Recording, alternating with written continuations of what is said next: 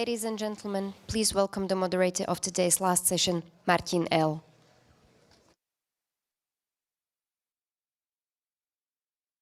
Good morning, or still morning for somebody, afternoon. I'm Martin L. I'm from Czech economic daily Hospodářské noviny. I have a privilege and honor to moderate this session about the future of media in Central Europe. To make it shorter, we called it Media's Fight Against Information Overload and Smear, and we will talk about how to be a good journalist in these harsh times. Let me invite speakers. Lili, Takács, a journalist from Hungary, from Hungarian portal 444.hu. Roman Imielski, first deputy editor-in-chief from Gazeta Wyborcza from Poland. Adrian Mihălțianu, editorial director of PressOne from Romania. And Beata, Balogová, editor-in-chief of Daily SME from Slovakia. Let me remind you, but maybe it's not necessary for the last panel, that we have a Slido where you can ask the questions. There will be microphones in the room where we can use them to ask the questions. And we have to be on time because it's the last panel, so we will start very quickly. Just to explain my light suit, I took it deliberately to breach the informal protocols here because I didn't want to come to funeral of independent media. When preparing this panel, we were talking with my colleagues about three kind of major threats we are facing in the Central Europe for independent media. One of them is urbanization, and we will hear a little bit more about that. The second one is, let's say, Russian influence in terms of not only disinformation, but also using Russian channels, Russian tools by governments or media financed by Russia. And the third one is the role of big tech, which is not so friendly to media as somebody might think. Because we are journalists, we will start with a story being told by Lili, please. So to start, you have to know that together with the editorial houses of my fellow panelists, plus the Bellingcat, we are participating in an international media project which is co-financed by the European Union. It is called the Eastern Frontier Initiative, or TEFI, maybe easier to pronounce. And we are covering stories about Central and Eastern European security, but not only hard security like military and defense stuff, but also other sectors of security, including disinformation, which is so closely related to our everyday security. And just like 2 weeks ago, we became target of a government-funded disinformation campaign, which was aimed at TEFI. We were basically accused of conducting active information warfare against the Hungarian sovereignty. We were labeled basically as foreign agents serving foreign interests, just because we were asking questions, which is basically one of the most important tasks of journalists. It is important to emphasize that half of the original anonymous article, which appeared in one of the pro-government sites in Hungary, was directly copy-pasted from a Russian propaganda site. Thus, this Russian disinformation made its direct way to the Hungarian mainstream media. First, anonymous article appeared, then it was taken over by all of the government media. They attacked not only 444, but also our international partners. And it is very important to emphasize again that this is a project which is co-financed by the European Union, so our allies. And I think this is a pretty alarming situation. Some of us were named personally. I was named as well. But this is not only writing bad things about journalists and independent media, because, yeah, that happens. But the media situation in Hungary a bit more complex, even after the basically completed urbanization of the media space in Hungary. Because we do have a new sovereignty protection agency or authority, with pretty vague legislation, we don't really know what can it do without any democratic oversight, but we are basically expecting investigation, our editorial room. It still hasn't happened, but we think that there are further measures coming. If you don't know, the Globsec is the place where the foreign agents being trained. Yeah. This is exactly what happened to Lili. Yeah. Urbanization, we can describe it in many words, but maybe let's look at the neighboring country, Slovakia, where maybe we can say that now urbanization of media is being processed with a greater speed. Beata, please tell us. Yes, Robert Fico is in a hurry because he has to do something that Viktor Orbán did in a decade, and he wants to do it very fast. And right at the beginning, I would like to make a comment that this makes Slovakia one of the biggest tests of the European Union. A test like how serious the Union is about some of these declared values, how serious it is about the Media Freedom Act, which was passed.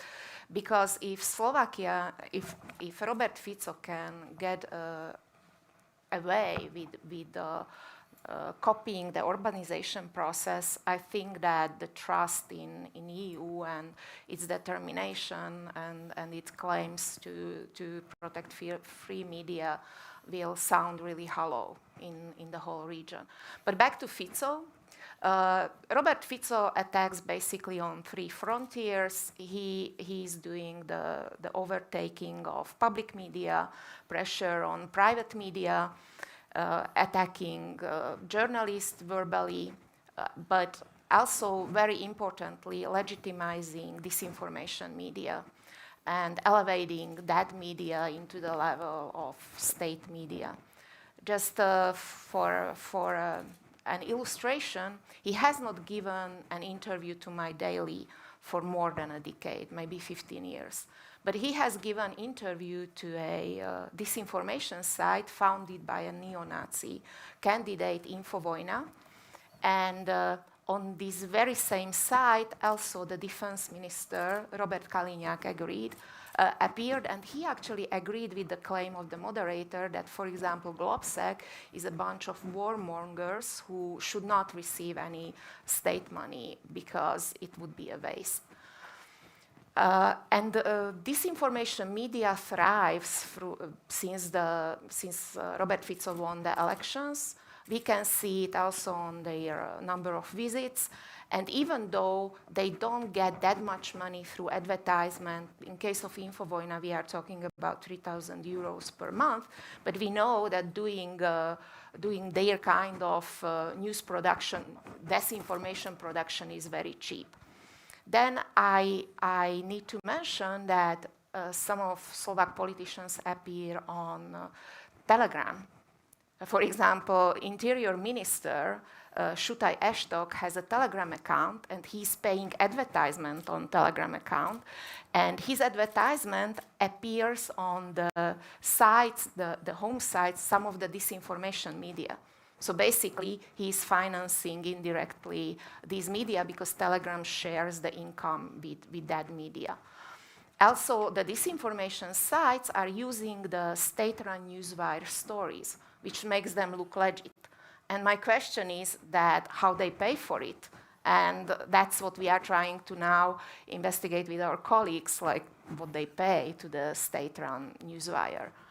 Also, maybe just another example to show how disinformation media with very, very murky financial backgrounds are becoming a major force to attack journalists. I would mention the case of my colleague Zuzana Kovačić-Hanzelová, who is one of the most prominent news anchors and debate hosts in Slovakia. She had to withdraw for 3 months after there was a huge campaign launched against her, and after messages shared by a neo-Nazi who is hiding in London because there is an international warrant against him, Bombitz. He started spreading news about her that she had 3 abortions and that there is a video with intimate content about her. And some of the members of Smer party, Luboš Blaha, for example, who is now in the European Parliament, share that news. So basically, we see completely murkied the line between disinformation media, which we were supposed to fight against. I mean, the previous government had a ministerial unit to find disinformation. That unit was abolished. And now, how do you expect the government, which is the main disseminator of disinformation, to fight against disinformation? And we as media, how we are supposed to fulfill their gatekeeper role if we also have a role to debunk information? For me as an editor-in-chief, every morning I have to decide what disinformation or what claim we are going to debunk or correct, because it is turning us into reactive media.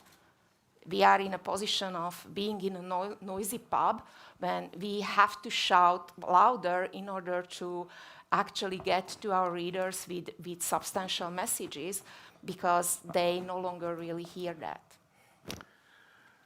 Mentioning this urbanization, quite often it's used, Hungarian minorities are quite often used as one of the tools spreading, or not only urban propaganda, but the style of the work. I would like to know from Adrian if this same happens in Romania, or if Romania has its own problems on that level, because, for example, this year Romania faces all elections you can imagine, really all. Some of them already happened, some of them will happen. So this I see as a kind of fertile soil for everything we are talking about. Well, you know, the Hungarian minority in Romania is very close to Orban. He visits every year and held a conference in the Szekely land. But it's not the only vector or the main vector through which Russian propaganda and misinformation in general is delivered to the Romanian public. Now, we have Romanian politicians that have a very good standing with NATO and with US and EU. Some of them even talked here from these stages.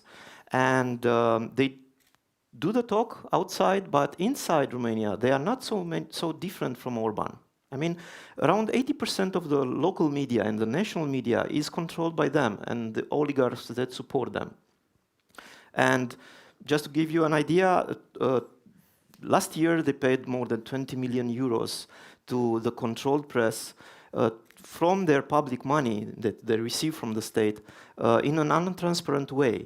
The result on a very small media market in Romania was that any investigation against what they are doing or against the corruption in government was basically non-existent in the mainstream media. And you get two vectors for misinformation in an Orban-like way, if you want.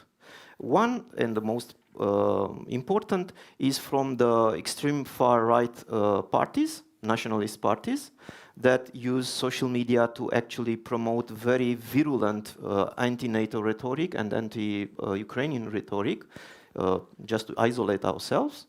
And the other one is through mainstream TVs and mainstream media that actually parrot what's the main talking points of the government.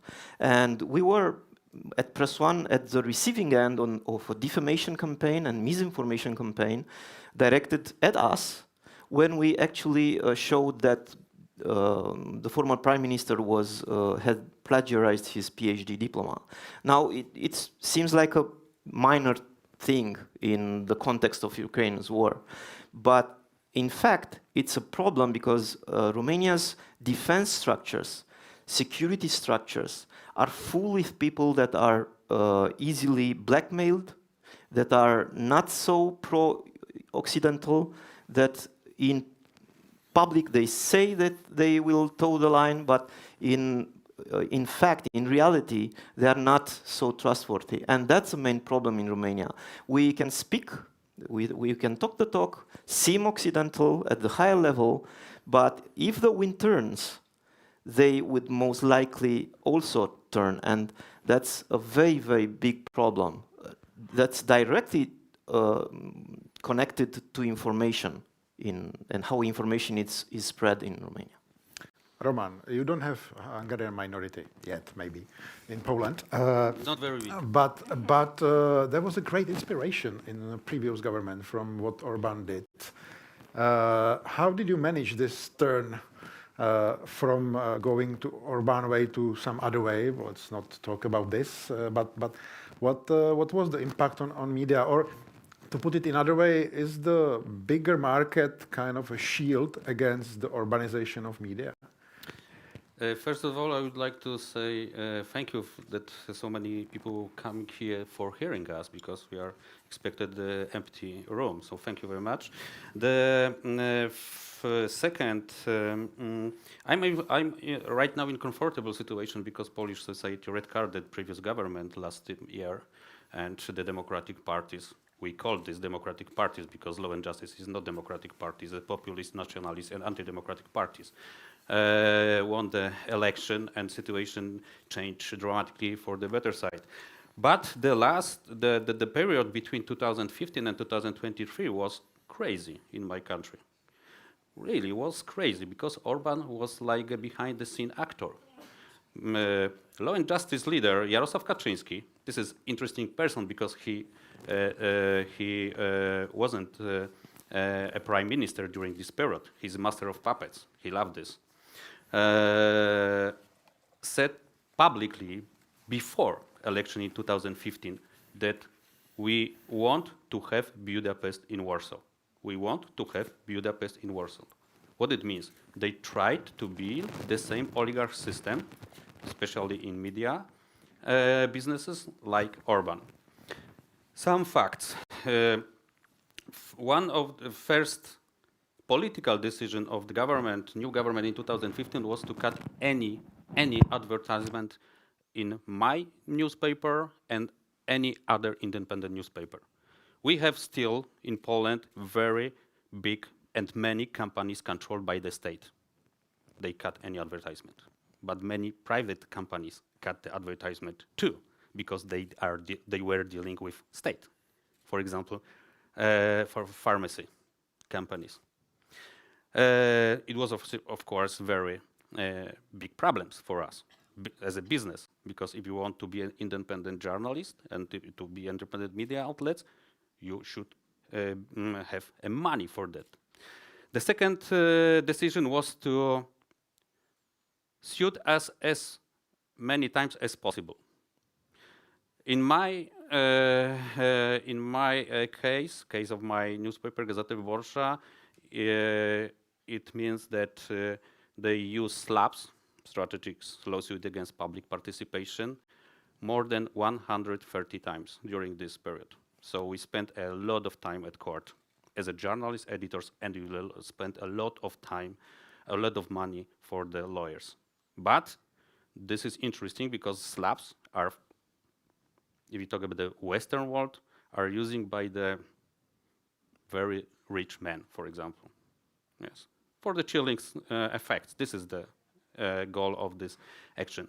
In Poland, the situation was dramatically different. The politicians using SLAPS against independent media, especially Gazeta Wyborcza. Even party, Law and Justice Party, sued us as a party after OPET, opinion, not facts. Of course, fortunately, a court rejected this accusation, but it was unbelievable that party can sue independent media and anybody. I heard about one situation like that. It was the regional branch of Russian ruling party, but we are still not Russia. The smearing action and defamation action against independent media was every day. One of the first decision of the new government in 2015 was change our public media into Kremlin-style propaganda, really. Kremlin-style propaganda. They copy many Russian formats. If you watch, for example, the main news program on the first public channel, the situation was every day the same. The government is very good. The opposition is very bad. Gazeta Wyborcza is a member of the international conspiracy with Soros, Berlin and Brussels. If you watch any footages from the Western world, it's only strikes, migrants, any good news, especially Hungary. So the situation was very crazy, and I can say that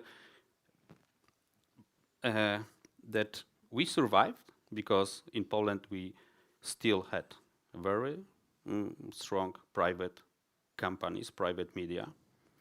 Of course, we have a special shield from American administration because the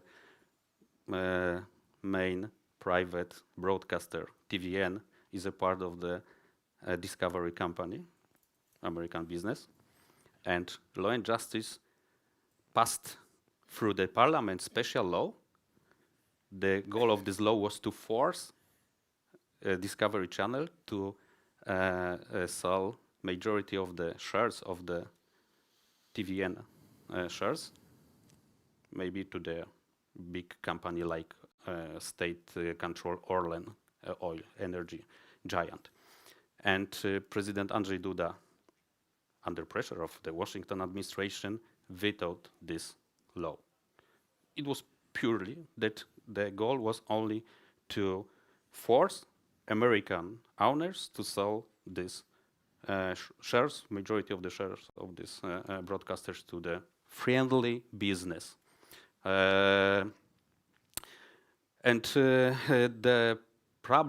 main problem is, of course, that, for example, during this 2015-2023 period, nobody from the government want to talk with us, to take interview for Gazeta Wyborcza. President Duda too, of course, Jarosław Kaczyński, prime ministers, and the situation was even worse because they didn't invite us to the press conferences because we are a liar, and they said this publicly. Gazeta Wyborcza is a liar. This period was, from my perspective, the best period for the Gazeta Wyborcza as an investigative journalism. But the problem was that my very good journalist said, and what? We published so many bombshells and nothing happened because Law and Justice privatizing our state. Prosecutors say, we don't care about this. What is it? Okay, maybe this is some evidences, but we don't care about this. Police, the same. The Special Anti-Corruption Bureau, the same. So the effects of your work as a watchdog and the part of the democratic system was vanished. I think, Roman, the similar story can be heard from Lili or from Beata, in a sense that they are now working in an environment where it's quite hard, and a couple of questions already being in Slido are touching this. Where to take the information or facts which you can trust first as a reader, and then what effect they have. Lili, how do you feel the effect of your work in a sense in this really harsh environment where already more than a decade, of being, let's use this word urbanized, but we can discuss what it means. But our audience is asking, where to find the facts and how to deliver the facts to the audience. Good question. I'm not sure I can have the only one good answer to this. There is an information overload. In Hungary, you can feel this everywhere. Print, online, TV, really everywhere, as the pro-government media empire is still growing, which means that the room for independent media is getting smaller and smaller, but you still have to find your way. And it is a bit in connection, actually, with the role of media as a watchdog or just informing the public and so on. Because in this world, the politics is forcing the media to have a role as a bit of a political actor, because there are so strong statements coming from the politicians, then the population, the readers, they expect a strong statement from the media. So you cannot react weakly to such strong statements, because then you won't be heard. But this is not an ideal role for media, because the media is not a political actor. But for example, in Hungary, basically everyone who is asking questions regarding the actions of the Hungarian diplomacy regarding Ukraine mostly is labeled as living under war psychosis or spreading pro-war narrative. And even if you try to show that maybe there are other opinions and other versions of the truth than those spread by the Hungarian government, then you get basically labeled as pro-war. So you really have to take a strong, you have to be strong to counter this, and you have to find ways to keep touch with your readers, because there is still room for independent media. We get readers and their number is increasing, and it is really hard work to keep up. But what to do? Well, any role of social media, for example, in a good way, or yeah. is it bad? Everything with social media? I don't think it's black and white. It's super complex, I think. But regarding what to do, I think educating media literacy to our readers is very important.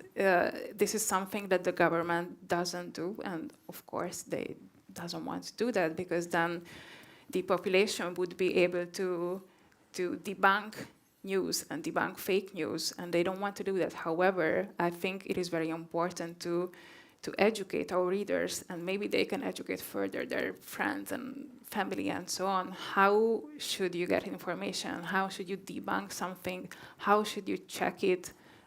Because that's what ensures that multiple voices will exist.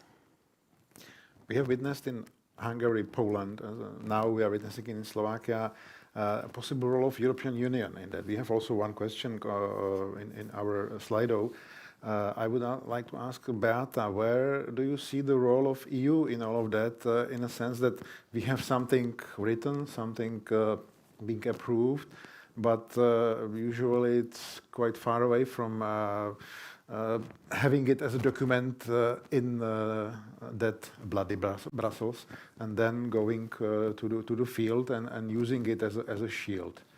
I think I already hinted it at the beginning that this is going to be also a very crucial time for the EU.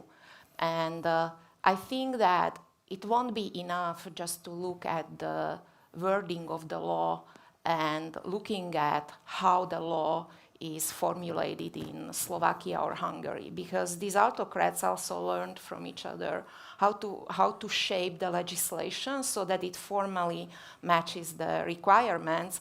But then in real life, the legislation doesn't really matter. I will just say one example, overtaking the public service television. After pressure from Brussels, the government changed the original law and they dropped the media council. It was supposed to be a council that was supposed to control and approve content of the public service media. But the public service media is managed by personal policy. The autocrats and concretely the Fico government will enforce their influence through appointing a director who will appoint bosses of certain units in the television, all with some kind of loyalty towards Robert Fico. So basically, de facto they are keeping the law, but if you look at the production of the public service television, that will reflect that there is no editorial independence. The Media Freedom Act does say that editorial independence should be secured, and of course it is saying it in a very general way, and the mechanisms of penalties are quite weak, and also the oversight, because the oversight on how the legislation is kept is giving the watching authority, which is appointed by the existing licensing authorities. So, I mean, Orbán will appoint his own people, Fico will appoint his own people to these bodies. But my point going back is that really the European Union should should look more at the context of what is really happening in these countries. And there is really so much at stake. I will mention another example, and you already said the role of the social media. The politicians in Slovakia no longer do press conferences. They go to social media, Fico records a video, and he's spreading awful disinformation. And Facebook concretely, Facebook is negatively biased towards the production of my newspaper or other websites that do factual news, because facts are not generating the kind of traffic that, let's say, emotionally fueled posts do. Facebook is not controlling politicians in the same way as, if someone reports my post, I could be banned for 3 days. If someone reports Fico's post, they are not really doing much. Of course, I have to mention that Balogová was locked out. Like, he's one of the most awful spreaders of misinformation and hateful news. But he moved to Telegram, and he again has the outreach. So back to the platforms, here also we cannot do much as separate players. And the European Union, even though they are negotiating with the platforms, but what they achieved, that they moved the media to the position of some kind of VIP clients, that now the platforms are willing to talk to us and negotiate, but we need to be partners. We are not clients of the platform, because they basically parasite on our content. So I think that this is another crucial area where the European Union and the Commission needs to take a much stronger voice in pushing on platforms to take on more responsibility, exactly in the area of spreading disinformation. And maybe I will close with a comment that, and I said it so many times, misinformation and Russian disinformation is not a journalistic issue. It doesn't spread because we do substandard job. It doesn't spread because we don't do enough investigative reporting, because we don't do enough facts-based stories. No, it's spread because the political narratives that are spreading in Hungary, Slovakia, very closely match the political narratives of Vladimir Putin. And for them, it's very advantageous to basically enforce and boost those narratives. And I said it's my last comment, but maybe one comment, that we as journalists should not really resign to the golden standards of journalism. I know it's difficult. I know that Viktor Orbán and Robert Fico on long term and Erdogan and Putin are denying the watchdog role of journalists, and they say that, if you want to control power, you should run for office, and once you are elected, you can do that, because otherwise you have no legitimacy. I also understand that in a situation when ministries are not giving you data, information, and even the best investigative teams or the best teams, they need to fill those holes with something. And I observe it also in Hungary and now sometimes in Slovakia, that they are then filled with opinion. And there is in every country where there is this autocratic overtake of the media, the opinion sometimes replaces the factual reporting, because its opinion can, what really Lili explained it very well, that opinion is better suited to basically capture some of the societal situations, but we should not allow that, I think.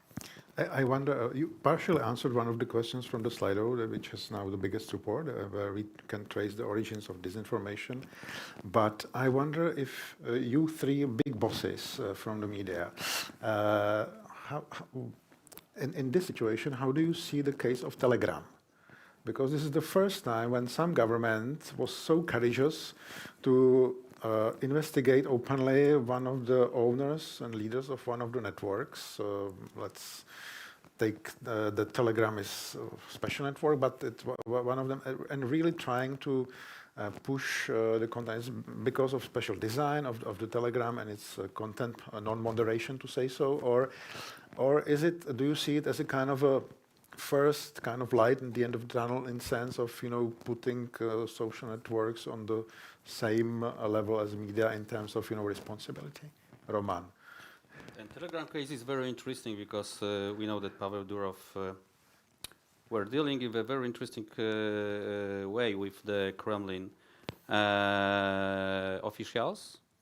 We know that the Telegram, maybe you know something about the war, Russian aggression on Ukraine, because I try to avoid the sentence war in Ukraine. This is Russian aggression, because Telegram is used by the Russian army, very effective, because they have no tools to the contact with your soldiers.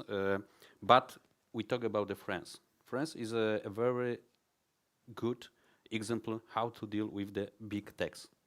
French government punished Google and Facebook by hundreds millions of euros because they don't cooperate with the government. If we talk the standards of information and sharing the money, if we talk about the intellectual property, this is a big problem. For example, in Poland right now, we pushes as a whole media outlets, publishers, our government, new government, to change the law about the intellectual property.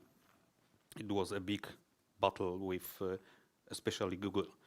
And I agree with Beata that I'm a journalist for the 29 years and editors. I still believe in mission. The journalism is a mission to explain word for the people, to explain what we should avoid tabloidism, clickbaits, etc. And we are pure journalists, but we should be fair about the world we are living now. A few years ago was a very interesting article in Science about fake news. Fake news are spreading on social platforms 6 more times than true. 6 more times than true. Of course, if you talk with Google, Facebook, and Telegram owner, they are every time said we are fight with disinformation, etc., etc. Bullshit. Bullshit. They are a huge money for the social platforms, because this is very interesting and this is a very big group of audience. Some data.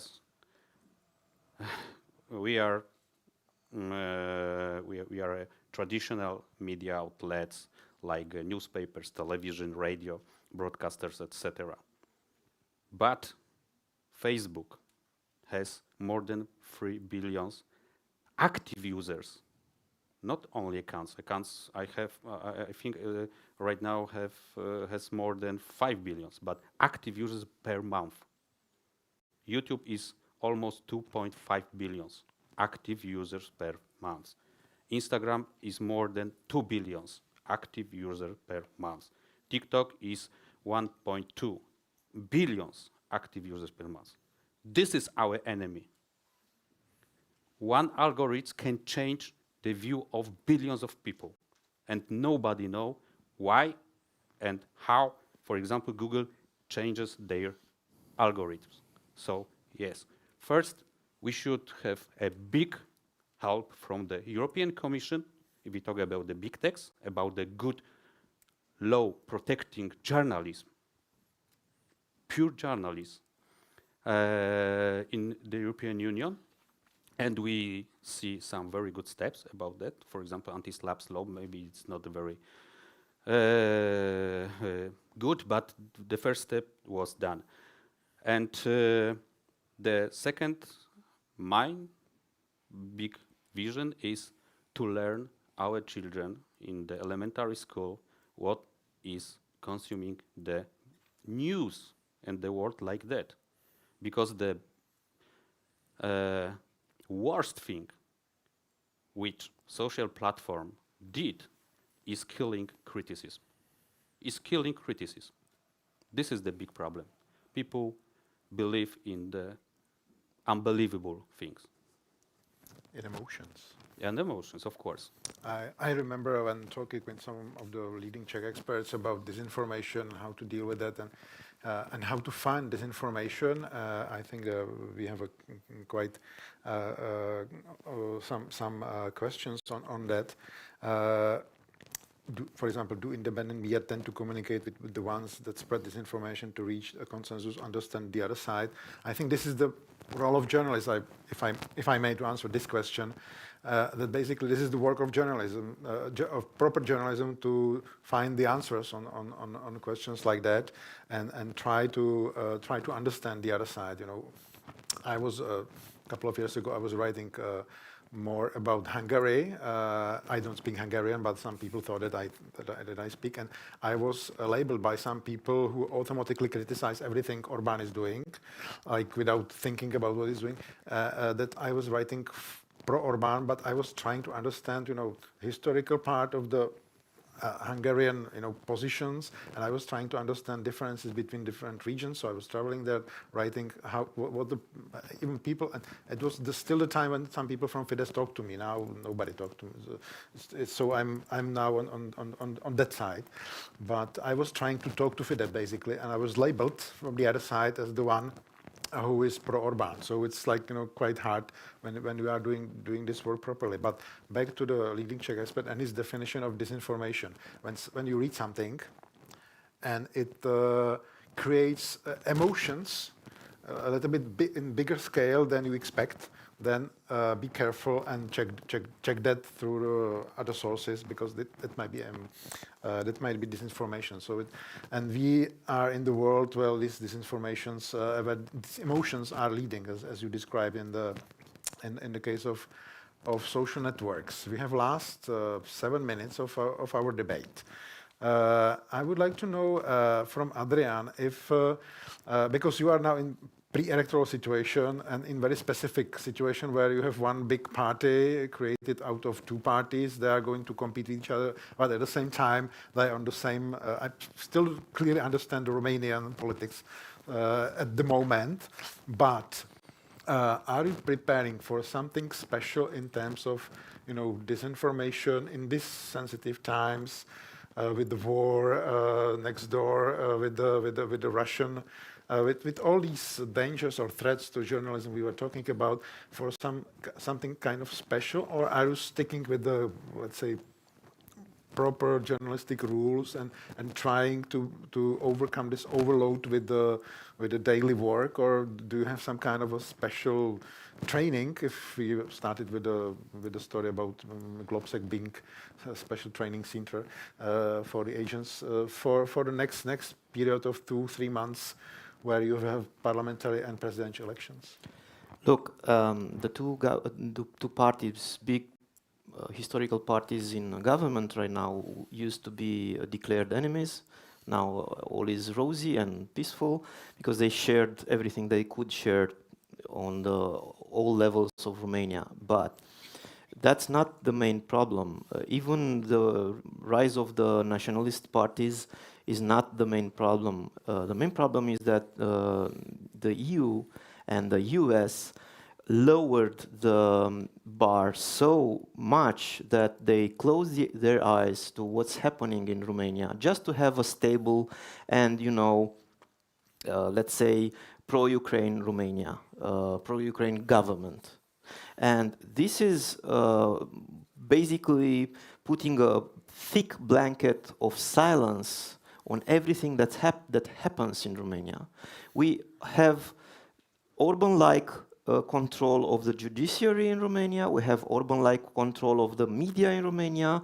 Of course, we have a pro-NATO, pro-Occidental declarative army, and it's in our national interest too. So I don't think that our politicians will just, defect. However, what happens in Romania is everything that happened in Hungary and what happens in Slovakia, but without the fanfare. And when you talk about independent media and its role into fighting this, you have to talk also about financing. We have only 3 million to 4 million euros each year as budget on the whole Romanian independent Romanian media, whereas you have tens and tens of millions of euros spent in an untransparent way on the mainstream media that actually is pro-government. And basically you don't have any real democratic opposition. You just have the opposition, quote unquote, of the nationalist parties. As an independent media, we try to reach young people. We try to combat misinformation on the channels that are the most used for misinformation, but not through fact-checking, but through upholding high journalistic values and standards, but delivering them in a way that Gen Z and young people can understand them and can relate to them. That was, by the way, one of the questions. Sorry, we will not, because it's for another 2-hour seminar, that how to reach the young people. So this is what we are trying to do. We are trying to fight a big governmental machine that's just seemingly pro-Occidental, but to try to convince European institutions and the US partners that they are in a very danger to lose Romania to an Orban-like country. We have a very popular question, which I would like to ask you, and because we have 2 minutes and a half, so maybe quick answer should be yes or no, and with one sentence explaining. The question is, do you think that the narrative of Viktor Orbán and other leaders like Fico can influence the creation of European policies in a bad way, in a way that if the EU will follow the Orbanization, if I can rephrase the question, Lili? Well, Mette Frederiksen yesterday said that the EU is not divided because it's not like 12 against 15, but it's 26 against 1. I would say like 26 against 1.5. It's like, yeah. So, I hope not. And it's my short answer. Beata? Well, I hope also not, because so far, over the past 10 years, Viktor Orbán always was able to create some type of situation when he made a compromise and went home and told his readers or told his audience that he won. And the European leaders have made many concessions to Orbán because of the interest of car makers in Hungary, because Orbán always had something to offer. So the politics was to keep Orbán on our side, but Orbán was already, halfway in Russia.